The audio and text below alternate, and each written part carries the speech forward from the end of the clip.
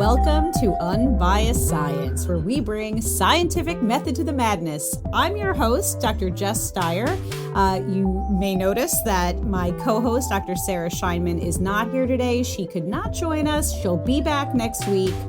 But I am joined by two very, very special guests who I'll introduce in just one moment to talk about inflammation. Inflammation is the term du jour. I feel like it's been, I don't know what of year, or I how to say that in French, but it's been around for a little while. And while it is a very real thing, unfortunately, the term has been hijacked and distorted to mean something that it doesn't mean and to sell a lot of unnecessary products. So we're going to get into that today. So my two amazing hosts that are joining me today are Dr. Elizabeth Liz Marnik and Dr. Irini Hadjisavva. So let me read these very impressive bios for a second. So Dr. Liz Marnik is an immunologist and science communicator working at the intersection of public trust science and public health. Trained in genetics and immunology at Tufts University and shaped by growing up in a family that distrusted science and vaccines, she launched Science Wiz Liz during the COVID pandemic to help people navigate health information with clarity and empathy. She now is the executive director of the Evidence Collective and chief scientific officer of Those Nerdy Girls. Liz, thank you so much for joining us. Thank you for having me. And just a quick note, the Evidence Collective is near and dear to my heart. I co-founded it with Dr. Caitlin Gentilina, your local epidemiologist. And this is just, we're so over the moon excited that Liz is our executive director. So just had to give a little shameless plug there. All right. Dr. Irini Hadjisavva is a scientist and science communicator translating gut and microbiome research into tools for everyday health. She studied biochemistry at the University of Virginia and earned her PhD in molecular and cellular oncology at GWU, where her research on colorectal cancer sparked a focus on sharing evidence-based information on gut health and the microbiome. Those terms are very important to this conversation, so we are going to be hearing a lot from Irini. An author and host of the Instagram live series Love Plants.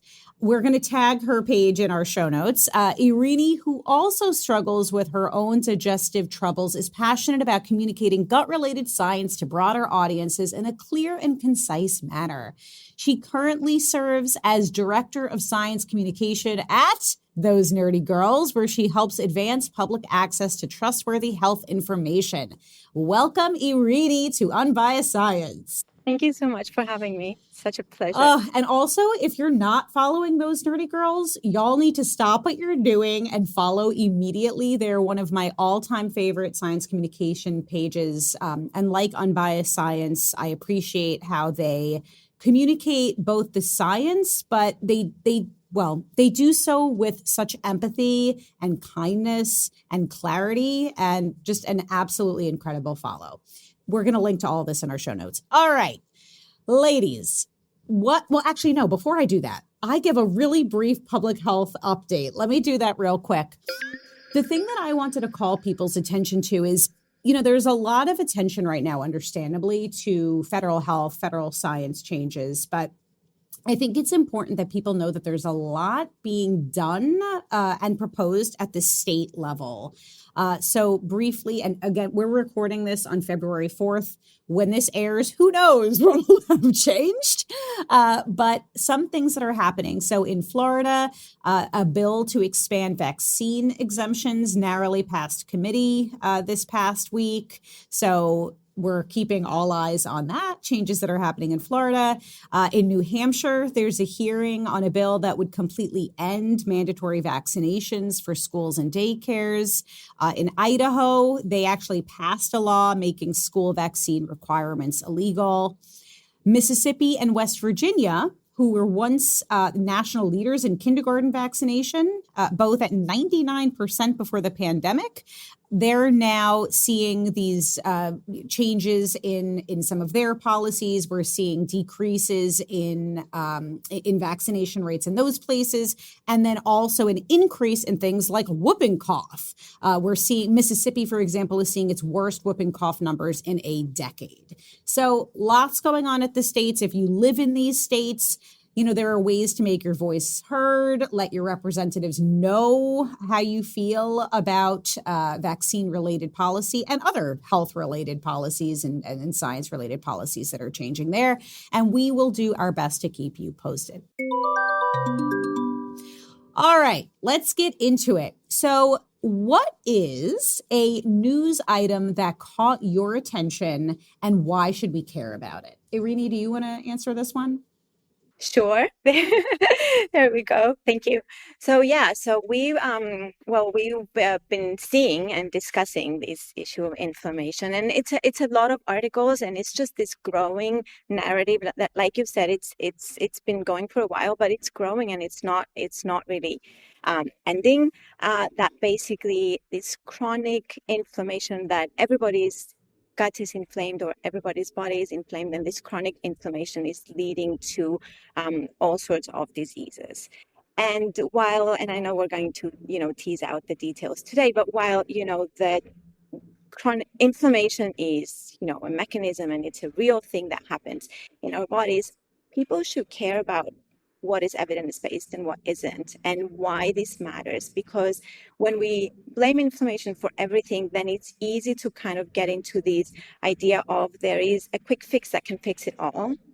Whereas, health and our bodies are unique and individual, and healthcare is more, it's not a one size fits all, right? So we need to know that we have to trust the evidence-based approach and the clinicians who know and the scientists who know, and also kind of, to understand that there is a lot of nuance and a lot of details, and it's not just a quick fix for everything. And that's, I think, important, because it's important on this matter, but it's in general important, something that we come across, in most public health issues that we discuss. So I thought it was something important to bring up. Here. So Irini, that's a great launching point for the topic of this episode, inflammation. Anytime I open up my social media, I'm seeing, take this product will help with inflammation, and there's lots of focus on gut and microbiome, lots of things that we could talk about. But let's start with a definition.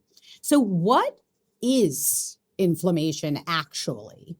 I can answer that one. Inflammation is this thing that I think has a bad rap, right?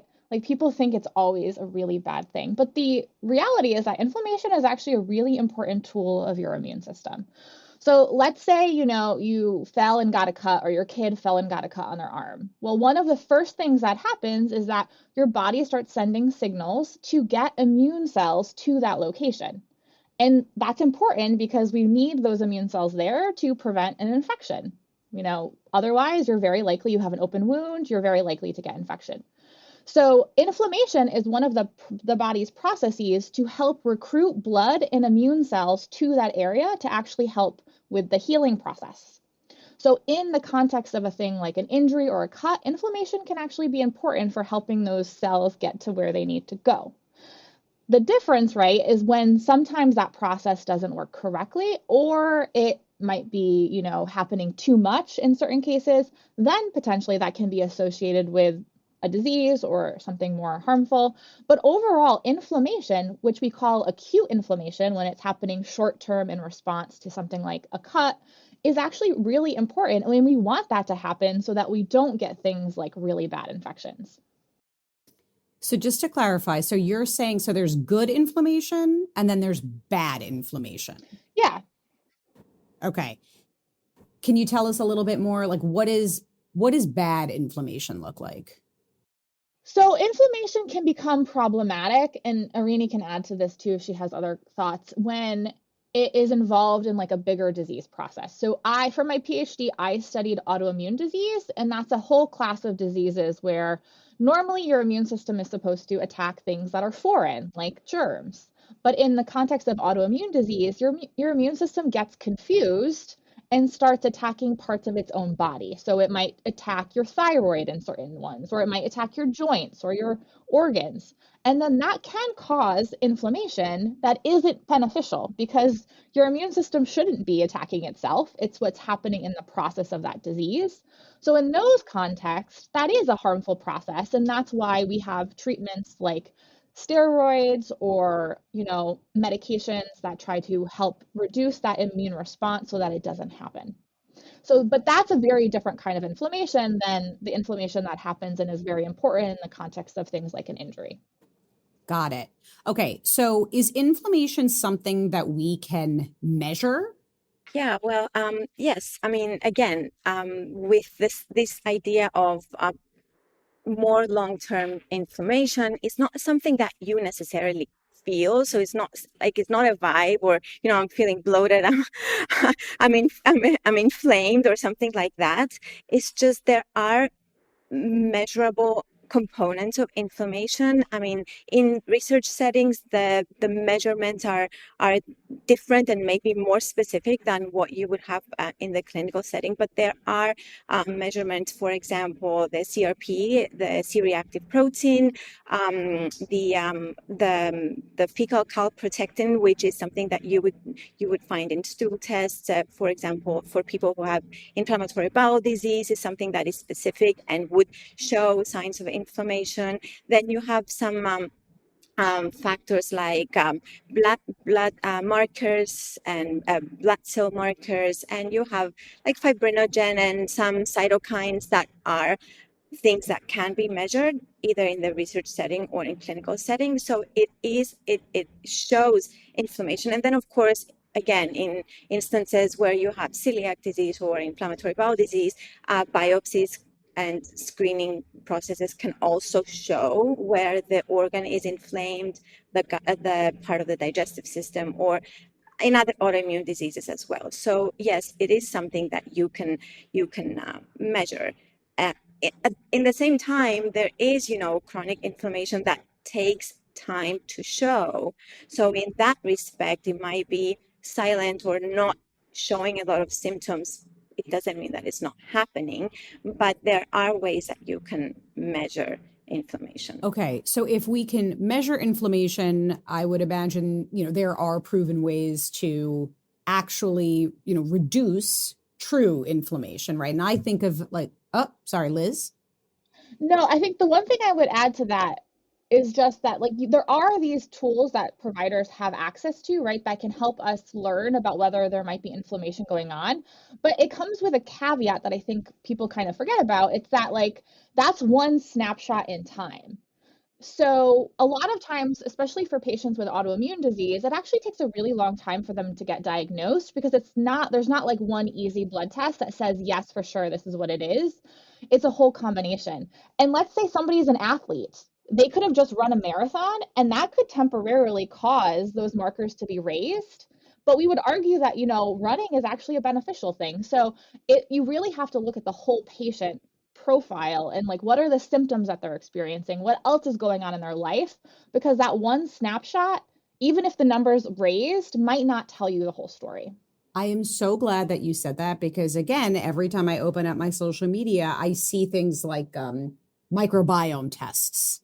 And I know, Irini, I'm sure you have a lot to say about that, but I would imagine that our microbiome changes with every bite of food, every sip of coffee, everything that we're doing, right? It's not like you said, it's a snapshot in time. And a lot of times these, like those tests that I see, they're very predatory because it's like, here's this test. Oh, and here's now something you can take, right, to reduce your chronic inflammation based on this microbiome test. So I want to actually, you know what? Let's get into that.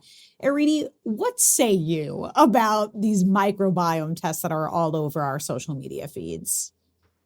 Yeah, you're totally right. It's exactly how you described it. It kind of gives you a snapshot of what is happening at the kind of and even at the end of your intestine, because it's taking a little bit of stool basically and analyzing it for the type of microbes that you have there, and it's defining your gut microbiome based on just what types of microbes you have at that particular time. Is like a little picture that you take at that particular time of the day, when we know that the gut microbiome, first of all along the gut, you'll find different types of abundance and diversity of bacteria. So even that snapshot is not going to give you the full picture of what you have. But then it fluctuates so much based on what we eat, stress, disease, all sorts of other things that happen throughout the day and throughout our lives, that basically it's not a true representation of the state of the microbiome. And then adding on to that is that even if you did the gut microbiome testing, there's no really clinical relevance to the results that you get. So we're not there yet where we have evidence of what do we do with these results? Like, you got a snapshot, then what? There's no clinical guidelines for like a dietary approach that would fix whatever you think might be wrong with it. There's no, correlation with disease, like this type of microbiome corresponds to this disease profile. So there is a lot of unknowns at the time being.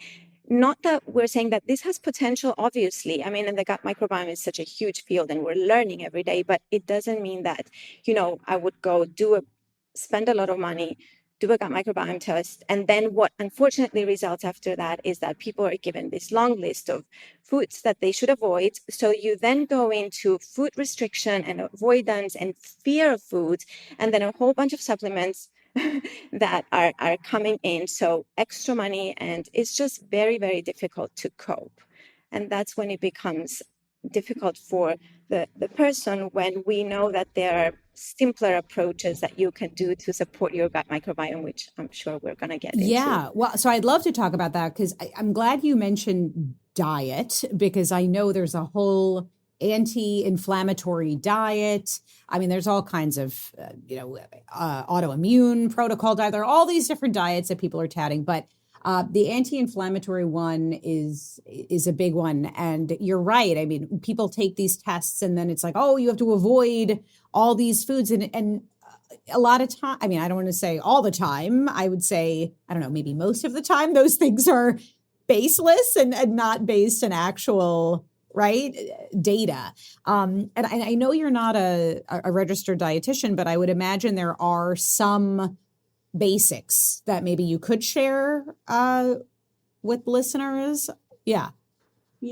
And basically yes. So not going into specifics. So obviously, if someone has a digestive conditions, they're going to discuss with their clinician and, sort out the specific condition. But in general, just nourishing the gut microbiome is just the simple, boring stuff that basically we keep hearing, but, we sometimes get caught up with other more trendy things. So it's essentially this idea of eating a lot of plant-based food that is whole food, that provides a lot of fiber. And the reason that fiber is so important is because the gut bacteria actually thrive on this fiber.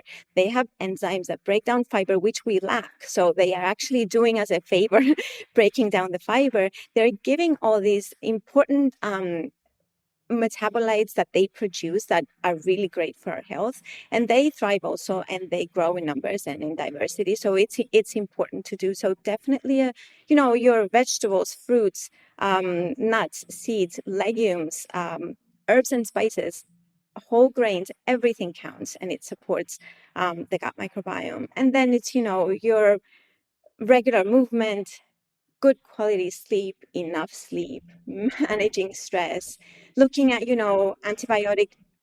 antibiotic use and doing it mindfully, following instructions, following through with whatever you're prescribed, not using unnecessary antibiotics, alcohol use, tobacco use. I mean, it's the things that we know that are good for overall health, and they do support the gut microbiome. So, I mean, that kind of saves you all the money, and there's no really, evidence to support that we need extra supplements unless there is a deficiency or there is a reason that is prescribed to you by your trusted Irini, clinician. you're making too much sense, and that's too boring, right? Because I think oftentimes we understandably, people are looking for quick fixes, and it really does come down to some of these tried and true behaviors and patterns. This is such a random aside. I'm sure you have a lot of thoughts on the carnivore diet, which just boggles the mind, it just totally wild. But I got, Liz, I don't know if I told you this, I got punked and I got added to some sort of an Instagram carnivore bro thread. And it is aggressive and they really hate plants.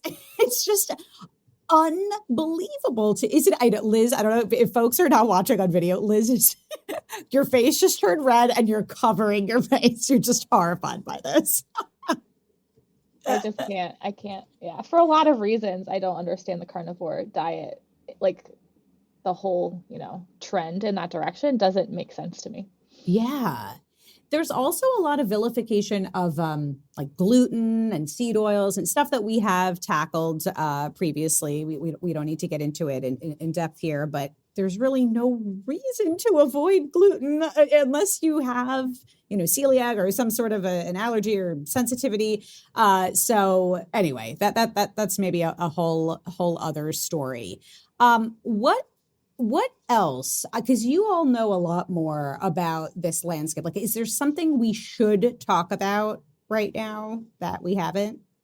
One thing I think is important to acknowledge when we're having conversations about this is that for a lot of people who have an autoimmune disease, right, inflammation is something that they think about a lot because their immune system is fundamentally not working in the way that it should, right? And that is a really hard place for those patients to live because they have very like life-altering symptoms, very uncomfortable. It's not a great, condition to have to live with. So I get really mad at the wellness industry because they prey on those people, right, who really need help, who really are suffering and have these complex conditions that there aren't quick fixes for. And they prey on those people to try to, make money off of them by promising them, take this supplement and you're going to be fine, or do this one thing and it's going to get better.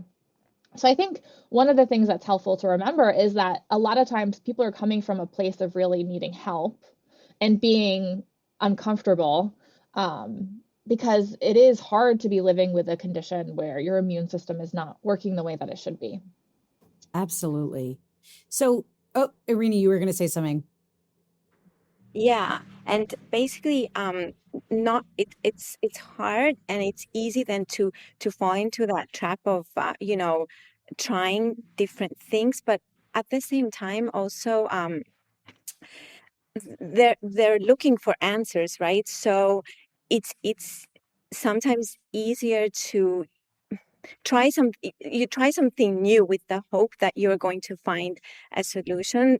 And if it's not evidence-based and you're not really in the field, how are you going to look into that, right? So it's like kind of exactly what Liz said, that you're preying on the need of people to find answers. And we see that also in gut health a lot. So basically, what ends up happening is that, again, you go back to one solution fits all, kind of like, oh, it's a leaky gut, or it's something like it's a microbiome dysbiosis.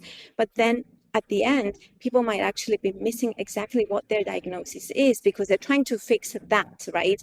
By trying to find the supplements and trying something new, and they don't go to have the right testing, the right screening, or they might miss red flags that are actual red flags for colorectal cancer or any other serious condition, because you assume that what you have is this chronic inflammation from microbiome dysbiosis or leaky gut or anything of that sort. All right, you said leaky gut. We have to talk about leaky gut.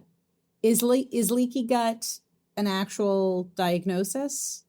Yeah, so leaky gut is not actually recognized as an actual medical diagnosis. It's a word that is being used a lot. as basically, again, in the wellness world, but it's not a clinical diagnosis, and I'll explain why. Basically, the idea of what people say a leaky gut is, they say that we all have leaky gut and that it causes inflammation because they say that the wall of the intestine that is a barrier basically that separates our bloodstream from the food that we eat and we digest. They say with leaky gut that basically it has openings that allow things besides the nutrients that we digest that are the product of digestion, that they allow those to go through. So toxins, bacteria, infections, other chemicals that shouldn't go through. And because of that, it leads the body into this chronic inflammatory state that then has the downstream effects of what we had previously discussed. But the fact is that the gut system is a very, very carefully controlled. It's an amazingly structured part of the body, where basically the wall of the intestine has a mucus layer that is protective, and it has an immune system, like a military immune system, that is watching what goes through, and it has tightly packed cells with some junctions between them that are tight junctions that basically are there to allow nutrients to go through, but to guard for other things to go through. That sometimes those tight junctions in certain instances can become a little loose, so they are more permeable. So you have a state in certain disease conditions, such as inflammatory bowel disease, celiac disease when they eat gluten, HIV/AIDS, some patients who take chemotherapy. So you have instances where there is increased permeability, or you have instances where someone's consumed too much alcohol, or because of aspirin or other, NSAIDs that they're taking, that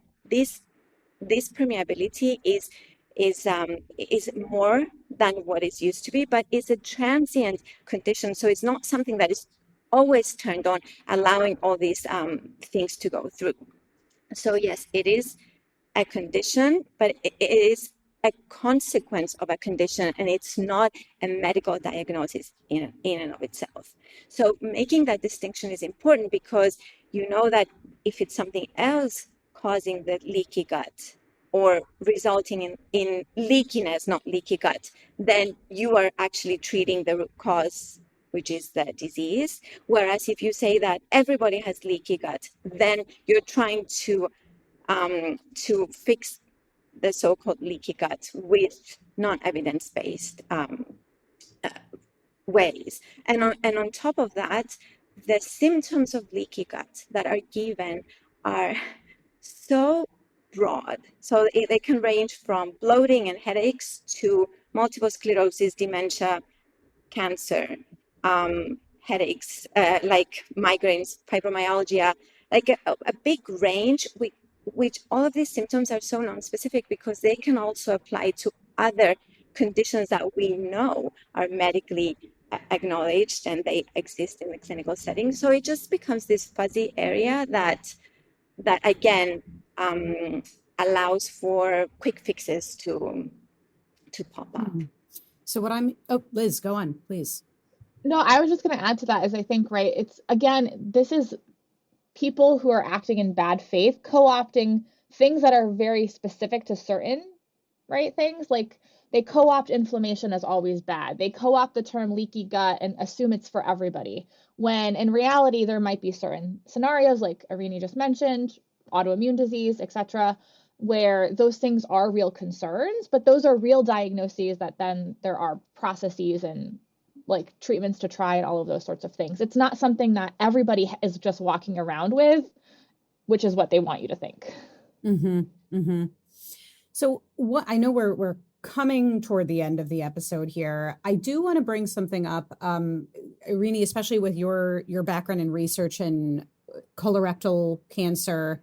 Am I making this up? I've seen so many headlines recently about how that, colorectal cancers are like one of the only cancers that we're actually seeing increase an incidence of. especially among young people. So there's a lot of buzz, a lot of concern right now around colorectal cancers. Am I right? Or was it? Yes. Yes. Okay.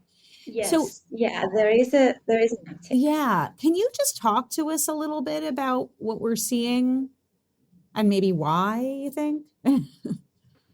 Mhm. Yeah, of course. So yes, there is a small, but there is a significant uptick of colorectal cancer cases in younger adults, which is what is concerning.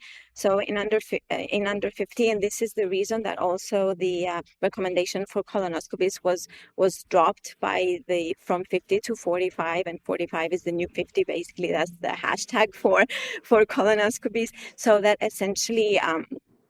Screening is so important because if you find the polyp early enough, then you can remove it before it turns into cancer, or if it's in the early stages, again, it's much more treatable. So within the context of what we are discussing today, what is again confusing is that there is a lot of blame on chronic inflammation causing this uptick in cancer, which yes, there's always inflammation when there is cancer development and cancer progression, because you do see that these inflammatory pathways, of course, they can promote cells dividing and proliferating in cancer, but also cancer progression with the development of new blood vessels and metastases and so forth.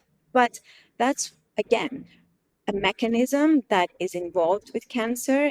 There are, of course, because of increasing obesity rates, metabolic health conditions that are contributing factors, but we shouldn't put everything under the umbrella of it's because of chronic inflammation and what we eat that is making the gut leaky, or is making us deficient to specific nutrients or excess nutrients. That is not just one thing, because as we know, cancer is multifactorial and there's a lot of things that we need to consider.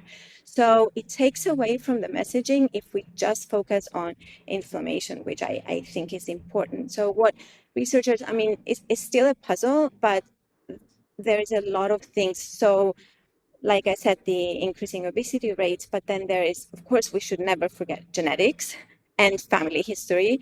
But then you have, again, microbiome and how that plays a role. And if there are changes in the microbiome, then there's, again, environmental factors, lifestyle choices, tobacco use, alcohol, that is shown to be linked with cancer risk. So there's so much more. And again, if we take it back to worrying about inflammation and leaky gut, or again, just nutrition, then we might be missing screening, going to the doctor when we have to, taking care of our other medical conditions that might be contributing to this, like I said, other metabolic diseases and so forth. So I think it's all kind of a big picture of why it's important to be having this discussion. Oh, my goodness. I just learned so much from both of you. Liz, we need to end on an uplifting note. Can you share something that is giving you hope these days? Yeah, I think one thing that I always find hope in is both being a helper, but also seeing the other examples of helpers right now. And I think things are really bad and scary in a lot of places, but you can always be a helper, which will make yourself feel better. And then you can always see helpers, on the news, in your local communities. There are people out there who are doing the work, and that gives me a lot of hope that we can get through the other side of this. Oh, you both give me so much hope. Thank you so much, Dr. Liz Marnik, Dr. Irini Hadjisavva. We are going to link in our show notes all the places that you can follow them and their incredible work. Those Nerdy Girls, Science Wiz Liz, and Dr. Irini H. Is that right, Irini? So again, you could find all this in our show notes, as well as links to their Substack. You will learn so much from these two incredible ladies. So thank you so much for joining us. Thank you. All right. Well, to our listeners, thank you for joining us as well. We hope you learned a thing or two. A reminder that there is a lot of content that we're putting out here. So we would love for you to check out our Substack at theunbiasedscipod.substack.com. We're also all over social media, Instagram, Facebook, all the places. And we have a YouTube channel. We have this incredible multidisciplinary team, and we plan on doing more and more videos so you could hear from a variety of types of scientists and clinicians. So definitely make sure that you subscribe to that. All right. Well, thank you so much. We will see you next week on your trusted source for no nonsense, just science.